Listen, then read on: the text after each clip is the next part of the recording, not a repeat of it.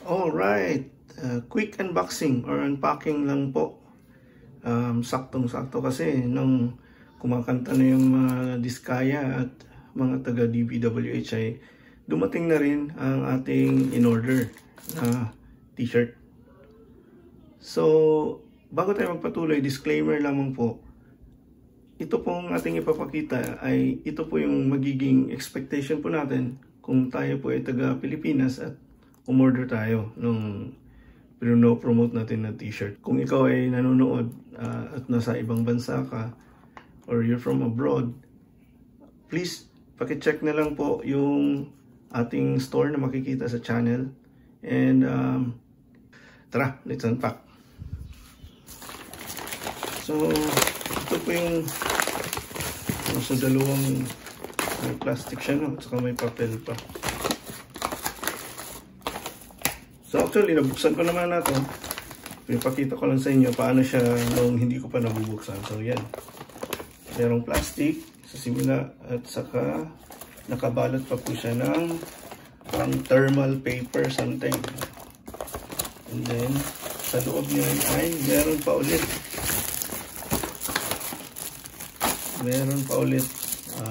Papel bago yung actual na item. Check natin. So itong t-shirt natin, sa tingin ko maganda po yung quality, no? Maganda.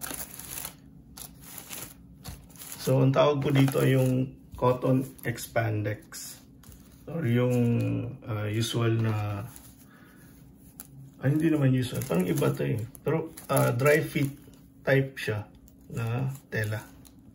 So bakit ko nga ba ito napili na i-promote? It's because ito po yung pinakamura doon sa ating partner or subcontractor natin.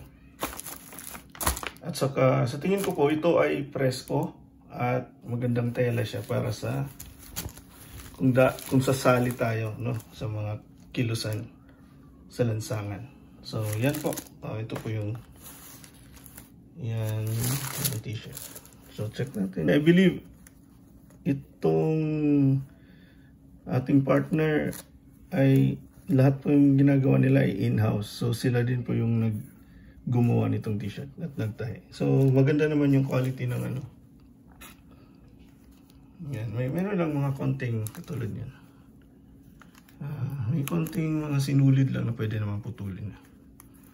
Yan. Pero overall, satisfied naman tayo sa quality nito. Maganda yung quality niya. Hindi po pipitsugin ng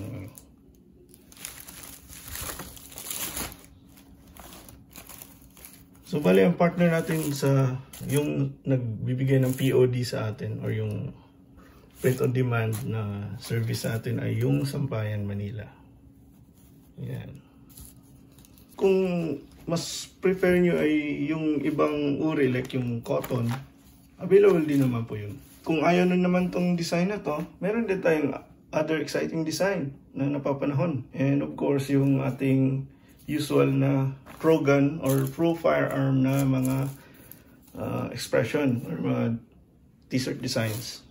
Sa panahon ngayon, mas importante na makilahok tayo, no? At saka makibahagi tayo sa mga nangyayari sa ating bayan. Isa sa mga way dyan ay mag-express ng ating saloobin, no, sa social media. Pero dapat hindi lang sa social media, pati din in physical and in actuality. Gumawa din tayo ng hakbang. So isa na nga po dyan ay pagsuot ng mga t-shirt na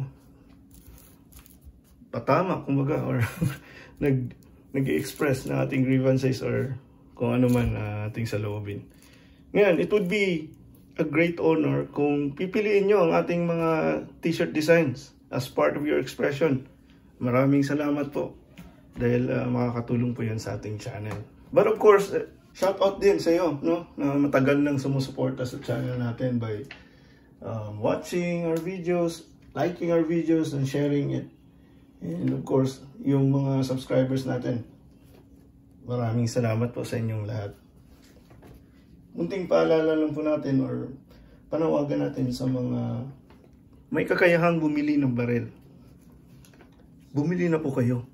You'll never know when you're going to be needing it. Ika nga ng mga kano. There are external and internal threats sa ating bansa. Mas maganda kung sama-sama tayong pagtanggol natin ang ating bansa with the best tools available for us. With that, panoorin nyo ang ating mga videos para makapamili kayo ng mga baril na para sa inyo. Bago ako magtapos ito, iiwanan ko na lang kayo ng mga katagang ito. And I hope to see you in my next video. Bye-bye for now. Thank you.